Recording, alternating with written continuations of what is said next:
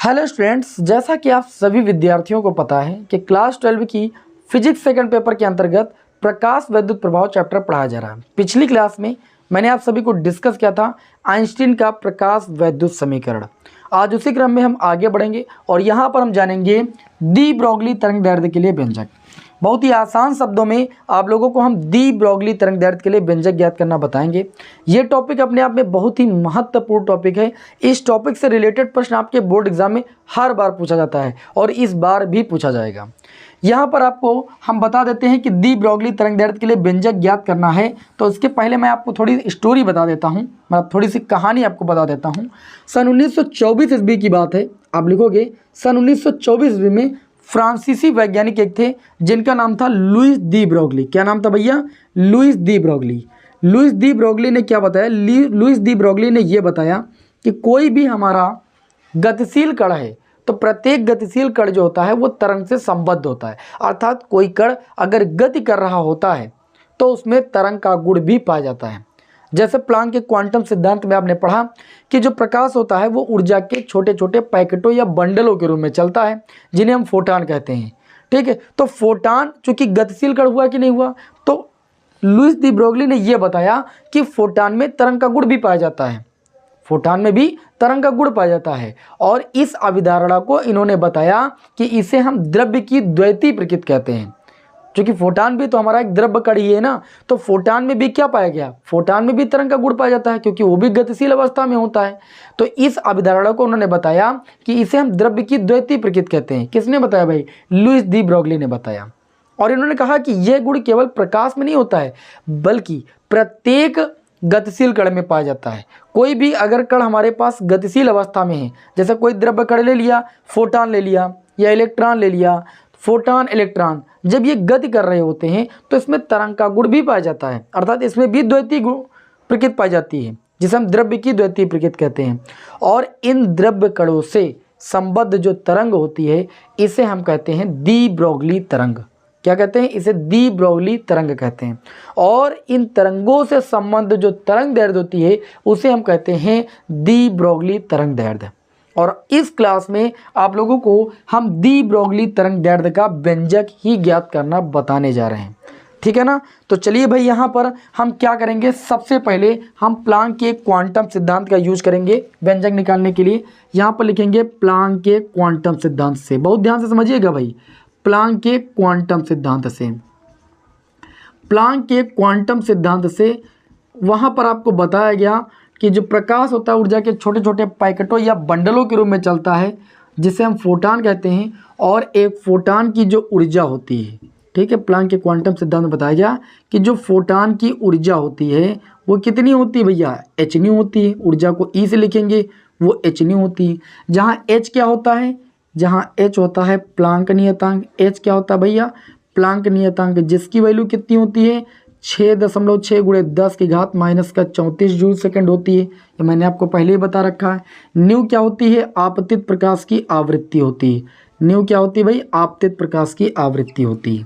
ठीक है, अब यहाँ पर यदि हम क्या करें, फोटान को हम क्या करें, एक आवेशित कण मान लें जिसका द्रव्यमान m है। ठीक है, माना फोटान एक कण है जिसका द्रव्यमान m है। जिसका द्रव्यमान कितना है भाई? m है। तो आइंस्टीन के सापेक्षिकता सिद्धांत से, तो आइंस्टीन के सापेक्षिकता सिद्धांत में बताया गया जो फोटान की ऊर्जा होगी, फोटान की ऊर्जा, सापेक्षिकता सिद्धांत में बताया गया कि फोटान की जो ऊर्जा होती है E बराबर होती है mc², जहाँ C क्या होती है? निर्वात में प्रकाश की चाल। यहाँ पर लिख लीजिएगा, जहाँ C निर्वात में प्रकाश की चाल है। C क्या है? निर्वात में प्रकाश की चाल है। प्रकाश की चाल कितनी होती है भाई, 3 × 10⁸ होती है। तो यहाँ पर आपने प्लैंक के क्वांटम सिद्धांत से पढ़ा कि फोटॉन की ऊर्जा E बराबर h न्यू होती है, जबकि आइंस्टीन के सापेक्षिकता सिद्धांत में बताया गया कि जो फोटॉन की ऊर्जा होती है वो E बराबर mc² होती है। दोनों आपकी फोटॉन की ऊर्जाएं ही हैं, तो हम समीकरण 1 और समीकरण 2 से इन दोनों ऊर्जाओं को इक्वल कर सकते हैं, क्योंकि दोनों फोटॉन की ऊर्जाएं। तो लिखेंगे समीकरण 1 व 2 से, समीकरण 1 व 2 से, समीकरण 1 व 2 से। तो ये जो mc² की वैल्यू है ये आपके बराबर हो जाएगी h न्यू के। किसके बराबर हो जाएगी, h न्यू के। अगर m की वैल्यू यहाँ से हम निकालेंगे तो h न्यू अपान में कितना हो जाएगा, c² हो जाएगा कि नहीं हो जाएगा। आप कहोगे जी बिल्कुल हो जाएगा। अब अगर हम बात करें यहाँ पर, तो जो न्यू है ये प्रकाश, आपतित प्रकाश की आवृत्ति, न्यू बराबर होता है आपका c/λ। तो यहाँ से अगर हम m की वैल्यू निकालेंगे, बहुत ध्यान से देखिएगा, m की वैल्यू निकालेंगे तो h हो गया बटे में c² हो गया, और गुणे में न्यू है, और न्यू के स्थान पर लिख सकते हैं c/λ।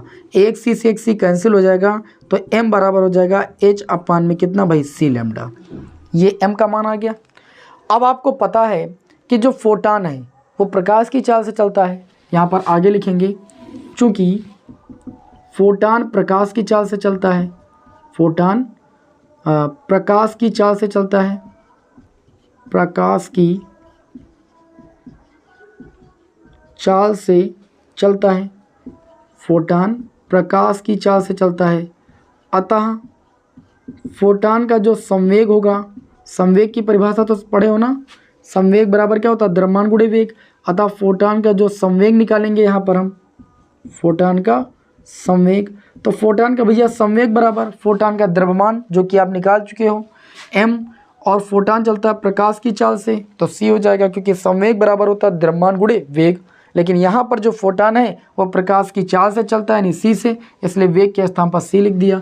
मान रखेंगे p बराबर, m की वैल्यू कितनी आई है, h अपान में c⁻, और गुणे में c से c कैंसिल हो जाएगा, p बराबर आ जाएगा h/λ, या हम इसको ऐसे लिख सकते हैं, लैम्डा बराबर h अपान में p। जो ये लैम्डा आई है ये फोटॉन से संबद्ध क्या है, तरंग दैर्ध्य है।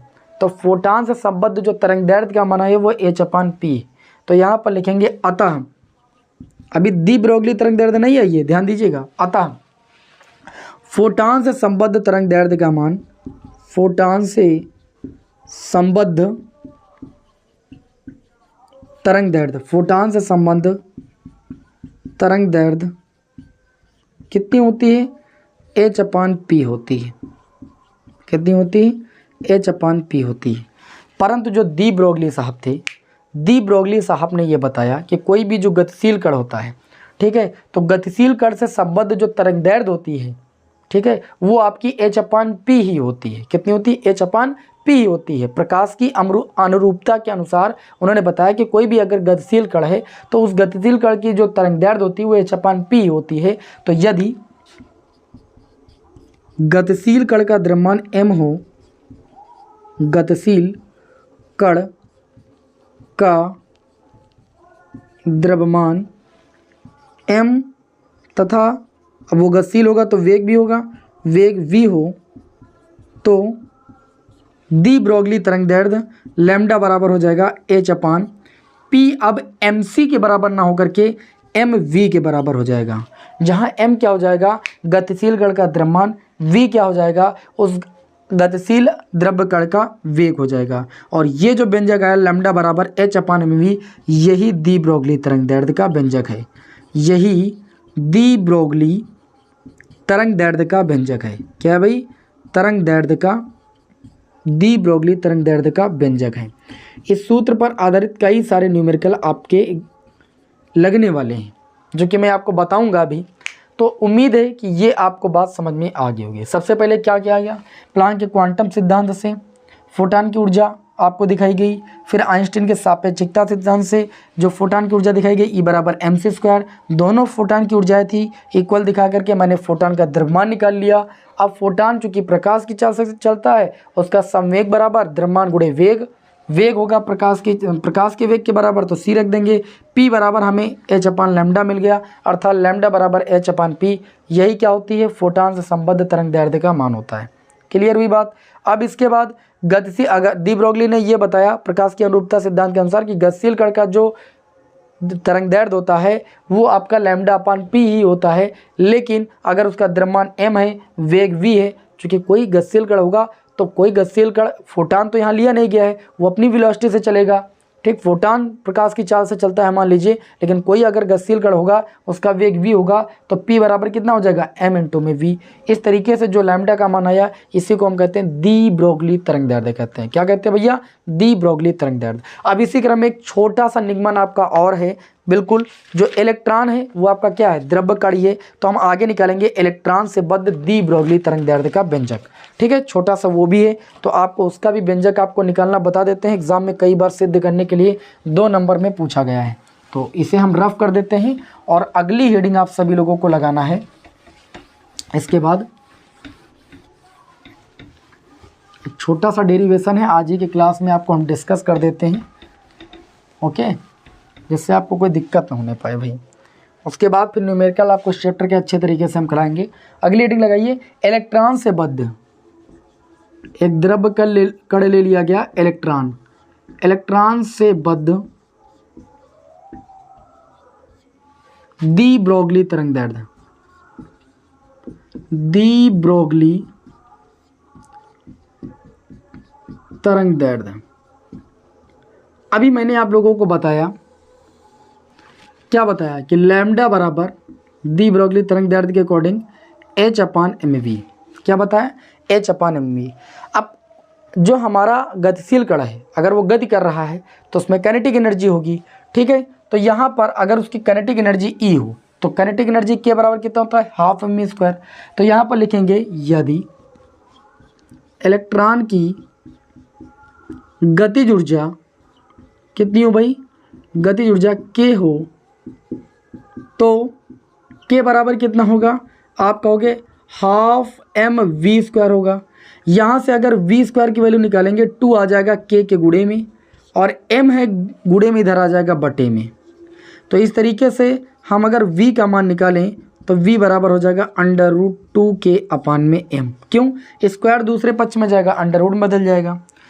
ये हमने क्या निकाला? इलेक्ट्रॉन का वेग निकाला। ये वेग उठा करके यहाँ पर रख देंगे, इसको समीकरण 1 मान सकते हैं, लिखेंगे v का मान समीकरण 1 में रखने पर, क्या रखने पर भाई?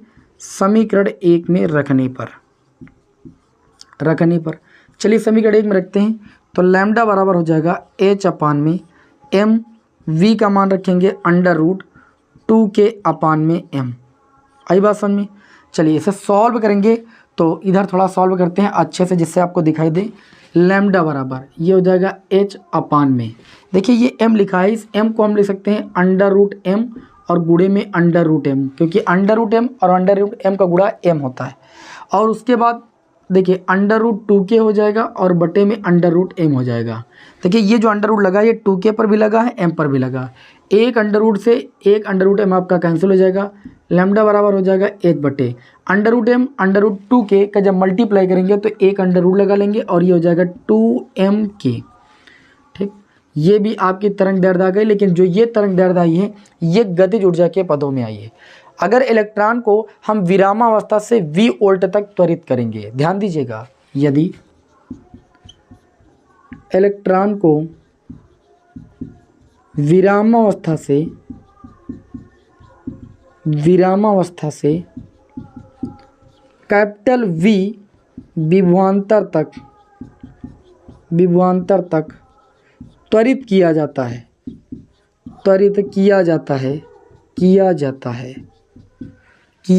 है, तो जो k का मान होगा वो E इंटू कैपिटल V के बराबर होगा। कैसे होगा? आपने पहले चैप्टर में पढ़ा है कि विभव बराबर होता है कार्य बटे आवेश, होता है कि नहीं? तो अगर विभव यहाँ पर V है, कार्य को गतिज ऊर्जा के रूप में परिणत किया गया है k, आवेश इलेक्ट्रॉन का E है, तो हम कैंची गुणा करेंगे तो k बराबर E इंटू कैपिटल V आएगा कि नहीं आएगा? आएगा। तो यहाँ पर k बराबर E इंटू कैपिटल V कैसे लिखा गया आपको समझ में आ गई होगी बात। ठीक, विभवांतर वाला सूत्र लगा दीजिए बस, विभव वाला, तो k बराबर E इंटू V हो जाएगा। अब हम क्या करेंगे, यहाँ पर k का मान इसमें रख देंगे, तब लैम्डा बराबर आपका आ जाएगा h/में अंडर रूट 2m के स्थान पर लिख सकते हैं E इंटू में कैपिटल V। अब आपको पता है कि H क्या है, प्लांक का नियतांक, E क्या है, इलेक्ट्रॉन का आवेश, M क्या है, इलेक्ट्रॉन का द्रव्यमान, V क्या है, विभवांतर है। ठीक है, जहाँ H बराबर 6.6 गुणे 10 की घात -34 जूल सेकंड, मैंने अभी बताया ये प्लांक कांस्टेंट की वैल्यू होती है।